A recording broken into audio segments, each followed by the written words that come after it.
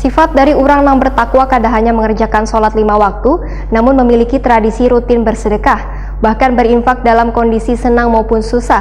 Demikian dipadahkan Ustadz Dr. M. Fauzi MSc, Wayah Kultum Jeda Tarawih malam ke-20 Ramadan 1442 Hijriah di Masjid Ar-Rahmah Sungai Andai, Banjarmasin Utara. Mari kita umpati habar nang satu ini.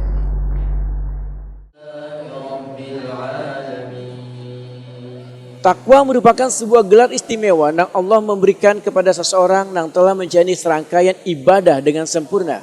Sehingga kada seberatan orang yang menjalankan ibadah berhak mendapat gelar takwa ini. Setiap ibadah yang Allah embankan kepada manusia terdapat capaian-capaian yang akan diperoleh setelah ibadah tersebut dilaksanakan secara sempurna. Termasuk salah satu harapan tersebut adalah agar seseorang menjadi hamba Allah yang bertakwa. Orang yang bertakwa itu adalah orang yang beriman, mengerjakan sholat dan menginfakkan sebagian rezekinya. Takwa merupakan harapan yang harus ditanamkan oleh setiap orang yang menjalankan ibadah, karena takwa merupakan derajat yang paling mulia yang diberikan Allah kepada manusia. Demikian dipadahkan Ustadz Dr. M. Fauzi MSc, Wayah Kultum Jeda Tarawih malam ke-20 Ramadan 1442 Hijriah di Masjid Ar-Rahmah, Sungai Andai, Banjarmasin Utara malam Minggu 1 Mei 2021. Menurut Ustadz M. Fauzi, sifat dari orang yang bertakwa kada hanya mengerjakan sholat 5 waktu, namun memiliki tradisi rutin bersedekah, bahkan berinfak dalam kondisi senang maupun susah. Makna selaras dengan firman Allah yang menyatakan, sedekah kada hanya bagi orang yang diberikan keluasan rezeki,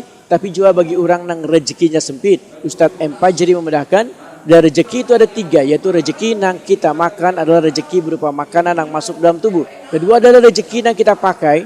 Dan ketiga rezeki yang kita jemput, yaitu makanan dan pakaian maupun duit akan menjadi rezeki tambahan jika kita sedekahkan.